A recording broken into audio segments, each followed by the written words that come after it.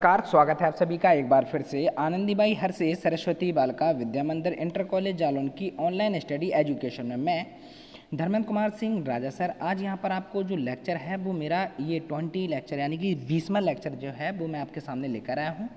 विषय है हमारा हिंदी, कक्षा हमारी है 7 का हिंदी का जो 5वां पार्ट है निज भाषा उन्नति। बहुत ही अच्छा जो लेसन कहा जा सकता है इसको, क्योंकि बहुत चीज़ें आपको यहाँ पर सीखने को मिली हैं। तो जल्दी से चलते हैं आगे, हमको पढ़ना क्या है उससे पहले अगर आपने मेरे चैनल को सब्सक्राइब नहीं किया तो जाके सब्सक्राइब कर दीजिए। RS group of education by Raja sir जब आप टाइप करेंगे यूट्यूब पर तो मेरा चैनल खुल के आ जाएगा, जहाँ पर आपको उसको आप सब्सक्राइब कर लीजिए, ताकि होगा ये कि इससे जब भी मैं कोई वीडियो अपलोड करूँगा तो समय से वो वीडियो आपके पास पहुँच जाएगी। ठीक है, और अगर आपको वीडियो पसंद आती है तो वीडियो को लाइक ज़रूर करें। ठीक है, चलिए बेटा देखते हैं।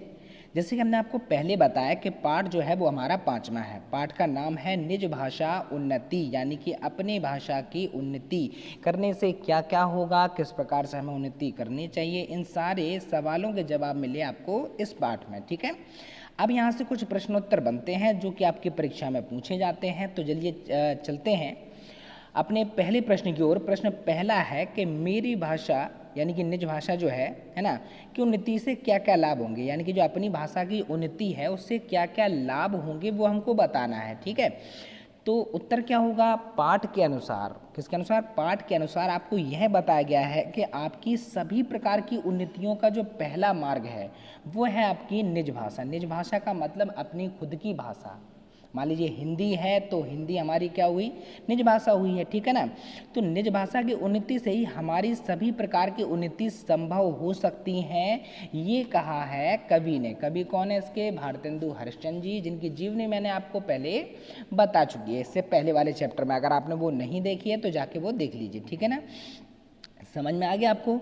चलिए दूसरे प्रश्न की ओर चलते हैं। दूसरा प्रश्न हमारा क्या कहता है? दूसरा प्रश्न हमारा है हमें अपनी भाषा का प्रसार कहाँ कहाँ करना चाहिए, यानी कि हमें अपनी भाषा का प्रसार किस किस जगह पर करना चाहिए वो हमको बताना है। ठीक है, तो हमने पढ़ा था, क्या पढ़ा था मैंने आपको, कि हमें जहाँ भी सरकारी दफ्तर होते हैं, जहाँ लोगों का आवागमन होता है या जहाँ बाहर के लोग ज़्यादा आते हैं, आप वहाँ पर पहले अपनी भाषा का प्रसार करें। इससे होगा क्या, इससे कि जो बाहर के लोग आ रहे हैं वो भी इस भाषा के प्रति क्या होंगे, जागरूक होंगे। ठीक है, तो उत्तर इसका होगा हमें अपनी भाषा का प्रसार सरकारी दफ्तरों में। पहला स्थान कौन सा हो गया आपका? सरकारी दफ्तरों में, और दूसरा आपका स्थान हो गया अदालत में। ठीक है, अदालत में यहाँ पर करना चाहिए, है ना। साथ ही साथ यह भी प्रयास करना चाहिए कि विदेशों में भी हमारी भाषा का प्रसार हो सके। पहले तो ये 2 कंडीशन आपको याद, हमें अपनी भाषा का प्रसार कहाँ करना चाहिए? पहला सरकारी दफ्तर हो गए हमारे, और दूसरा जो है वो आपका क्या होगा, अदालत होगी। तो यहाँ पर आपको इनका प्रचार प्रसार करना है। प्रचार प्रसार से मतलब का मतलब ये नहीं है कि आप वहाँ कोई सभा लगा दें यानी कि मतलब ये है कि आप वहाँ पर जो बोलचाल रहे हैं वो इंग्लिश में या किसी अन्य भाषा में ना करके जो आपकी अपनी भाषा है हिंदी भाषा उसमें बोलचाल हो। ठीक है ना, आपने कभी कभी जब बाहर जाएंगे तो वहाँ पर आपने लिखा होगा कि कहीं जो बड़े बड़े दफ्तर होते हैं वहाँ लिखा होता है अगर आप हिंदी में बोलें तो हमें प्रसन्नता होगी, यानी कि खुशी होगी। ठीक है, चलिए बेटा प्रश्न अपने तीसरे प्रश्न की ओर चलते हैं। प्रश्न नंबर तीसरा क्या कहता है? कवि ने भाषा के अतिरिक्त किसको किसको बढ़ाने की बात की? अपनी भाषा के अतिरिक्त हमें क्या बढ़ाना चाहिए? ठीक है, तो यहाँ पर उत्तर में हमारा है कवि ने अपनी भाषा बढ़ाने के साथ साथ अपने मान सम्मान तथा एकता और धर्म को बढ़ाने की बात की है। किसकी बात की है? देखिए हमें भाषा को तो बढ़ाना ही है, साथ में अपनी प्रतिष्ठा मान को बढ़ाना है। ठीक है, हमें अपनी यूनिटी को मजबूत करना है, क्योंकि आपने सुना होगा एकता में शक्ति है। सुना है कि नहीं सुना है? ठीक है, ये कहानी भी है बहुत सारी, है ना, उसमें आप जाके छोटी क्लासेस में आपको पढ़ाई गई होगी। जो भी देखिए मोरल स्टोरीज होती है ना, उनसे सिर्फ हमें ये सिखाया जाता है जब हम बड़े हों तो हम उन चीज़ों को समझें। ठीक है, वो गलतियाँ ना करें, आप यूनिटी में रहें। आप लोग सभी लोग समुदाय हैं, मान लीजिए भारत के कुछ लोग अलग कुछ कहते हैं, कुछ लोग अलग कहते हैं, तो इस चक्कर में यहाँ पर थोड़ी जो व्यवस्था है वो सही नहीं हो पाती। मान लीजिए सभी लोगों का एक ही मत हो, है ना, और हालांकि ये हो भी नहीं सकता कि सभी लोगों का एक मत हो, लेकिन कोशिश करें कि देश के प्रति सबकी जो भावना हो वो एक ही हो। ठीक है, चलिए बेटा यहाँ पर प्रश्न नंबर चौथे की ओर चलते हैं। कवि महाभारत के युद्ध का क्या कारण बताया, यानी कि महाभारत का युद्ध था कवि के अनुसार उसका कारण क्या था? देखिए आपने इसमें 2 चीज़ें पढ़ी हैं, एक तो घर की फूट और दूसरा निज भाषा की उन्नति। ठीक है, यहाँ पर 2 अलग अलग जो हैं वो आपको चीज़ें समझाई गई हैं, ठीक है। तो यहाँ पर सीधा सीधा निकल के आता है आंसर। हमें पता है कि आपने अगर चैप्टर को पिछले वाले में आपने पार्ट को पढ़ा होगा तो आप इसका आंसर दे चुके होंगे, वो भी अपने मन में, ठीक है। पहले ही आपको पता है कि जितनी भी समस्याएं उत्पन्न होती हैं, ठीक है ना, वो कई सारे एग्जाम्पल आपको समझाए गए थे, है ना। उनके अनुसार ऐसा है कि कभी के अनुसार महाभारत का युद्ध का सिर्फ एक ही कारण था, वो थी घर की फूट। अब घर की फूट का मतलब क्या होता है? घर की फूट का मतलब ये है कि घर में जितने लोगों में बनती नहीं है, और कोई बड़ा व्यक्ति या छोटा व्यक्ति एक दूसरे की बुराइयां करता है, और जब हम लोग एक दूसरे के दुश्मन हो जाते हैं तो बाहरी व्यक्ति क्या करता है? हमें तोड़ने के लिए। अंग्रेजों ने भी किया क्या? फूट डालो, राजनीति करो। आपने इतिहास में पढ़ा होगा, ठीक है ना। क्या पढ़ा होगा आपने? आपने पढ़ा होगा कि अंग्रेजों ने ये रणनीति अपनाई थी कि मान लीजिए दो राजा युद्ध कर रहे हैं, है ना, ये जिनमें बनती नहीं है, तो किसी एक राजा का सपोर्ट कर दो आप, वो राजा दूसरे राजा को हरा देगा। उसके बाद क्या होगा? फिर जिसने आपका साथ दिया आप उसको परास्त कर दो। तो ऐसे अंग्रेजों ने कई सालों तक, कई वर्षों तक यहाँ पर राज किया, फूट डालो राजनीति के अंतर्गत। तो बस एक ही कारण था कवि के अनुसार महाभारत के युद्ध का, वो था घर की फूट। हमें कभी भी अपने घर में लड़ाइयाँ नहीं होने। देखिए आपके घर में, देखिए अगर कभी भी कितने भी लोग हों या जॉइंट फैमिली आपकी है तो समस्याएं चलती रहती हैं, पर इस समस्याओं का मतलब ये नहीं है कि आप किसी बाहरी व्यक्ति को हस्तक्षेप करने का मौका दे दें, ये नहीं करना चाहिए, ठीक है। इससे दोनों जो भी आपके समुदाय हैं, आपका जो भी घर है वो बिखरेगा और कई समस्याएं उत्पन्न हो सकती हैं। यहाँ पर क्वेश्चन नंबर 5वां क्या है बेटा? निम्नलिखित पंक्तियों का आशय आपको बताना है कि आशय क्या है इनका, ठीक है। तो काम है क्या है? निज भाषा उन्नति अहे सब उन्नति को मूल। सीधा सीधा पता है कि ये क्या कह रहे हैं? निज भाषा उन्नति, यानी कि हमारी जो अपनी भाषा है ना, अहे सब उन्नति को मूल, यानी कि अपनी निज भाषा की उन्नति में ही सभी प्रकार की उन्नतियाँ छिपी हुई हैं। यानी कि हमें अगर अपनी सभी प्रकार की उन्नतियों को करना है तो हमें क्या करना होगा? हमें अपनी निज भाषा की उन्नति करनी होगी। या ये समझ लीजिए कि सभी प्रकार की जो उन्नतियाँ तभी संभव हैं जब अपनी निज भाषा की उन्नति को करेंगे। तो एक बार जरा आंसर को पढ़ लें। प्रस्तुत पंक्ति में कवि ने बताया है कि हमारी सभी प्रकार की उन्नति तभी हो सकती है जब हमारी अपनी भाषा की उन्नति होगी। समझ में आ रहा है? यानी कि सभी जो भी आपके सफलता के राज हैं वो आपके निज भाषा की उन्नति में छिपे हुए हैं कविता के अनुसार, ठीक है। दूसरा क्या है जरा देखिए बेटा।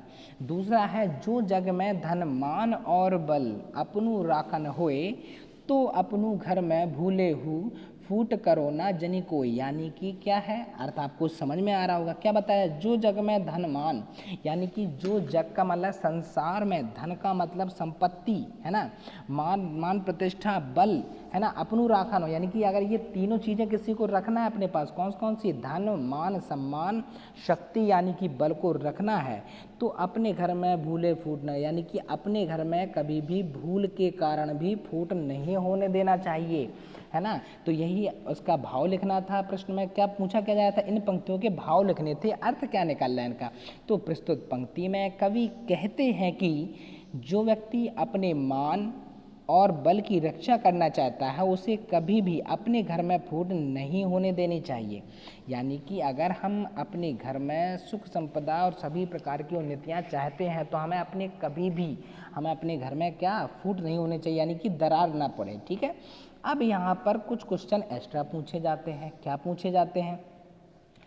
पूछा ये जाता है भाषा की बात से कुछ प्रश्न निकल के आते हैं, जैसे तद्भव तत्सम है, पर्यायवाची है, यानी कि ये वो पोर्शन होता है जहाँ आप हिंदी का वो पहलू पढ़ रहे होते हैं जो चैप्टर में छिपा रहता है। मान लीजिए तद्भव तत्सम, क्वेश्चन आंसर हमने पढ़ लिए, व्याख्या हमने अभी पढ़ेंगे, इसके बाद व्याख्या भी होगी, ठीक है। और अब देखिए क्या है, तो इसमें क्या है? शब्दों में तत्सम रूप लिखना। तत्सम और तद्भव आपने पढ़े हैं, ऐसे शब्द जो संस्कृत भाषा से ज्यों के त्यों लिए गए हैं उन्हें तो हम लोग कहते हैं तत्सम शब्द, ठीक है।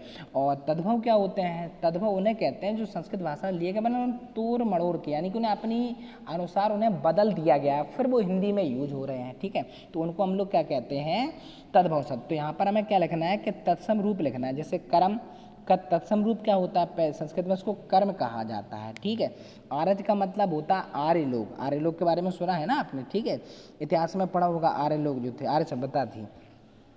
मित का मतलब होता है मित्र, ठीक है। मित क्या है? ये आपके तद्भव रूप है, ठीक है। तो इनके तत्सम रूप आपको लिखने हैं, ठीक है। उसके बाद आइए यद्यपि। यद्यपि का जो तत्सम रूप होता है वो होता है यद्यपि। ये क्या होता है? हृदय, हृदय, ठीक है। धर्म का मतलब होता है धर्म, ठीक है। सुवर्ण का मतलब होता है सुवर्ण यानी कि सोना, ठीक है, और जल का मतलब होता है नीर। ये जो है, ये जो पोर्शन आपको दिखाई दे रहा है ये वाला, ठीक है, ये तो भाई आपका है तत्सम रूप, और ये आपको दिखाई दे रहा है ये आपके हैं तद्भव रूप, ठीक है।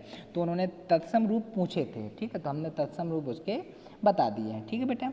अब जरा यहाँ पर दूसरा प्रश्न क्या है वो भी जरा देख लेते हैं। दूसरा प्रश्न हमारा ये कहता है, निज भाषा उन्नति अहे सब उन्नति को मूल, बिन निज भाषा ज्ञान के मिटे नाही को सूल। यानी कि क्या कह रहे हैं वो, ये तो हमारा जो है वो पंक्ति हो गई है ना कविता की।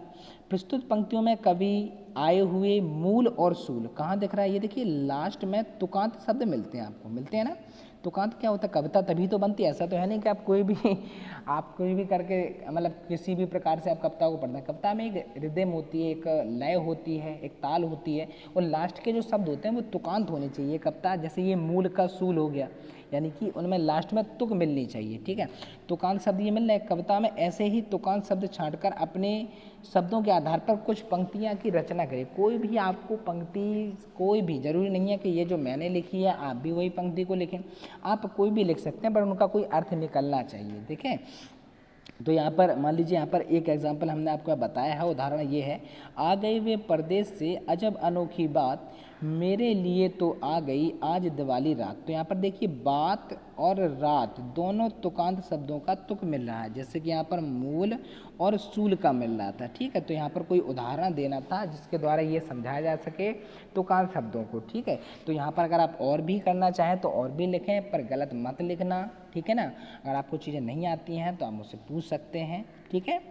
और यहाँ पर ये जो हमारा पार्ट था, तीसरा पार्ट, पांचवा पार्ट जो था वो हमारा कंप्लीट हो गया। अगर आपको वीडियो पसंद आई है तो वीडियो को लाइक करें, शेयर करें, है ना, चैनल को सब्सक्राइब करें। धन्यवाद। उम्मीद करते हैं कि आप सभी लोग अपनी कॉपियों को अच्छे से मेंशन कर रहे होंगे और जो पढ़ाया जा रहा है उसको बहुत अच्छे से पढ़ रहे होंगे, ठीक है। धन्यवाद।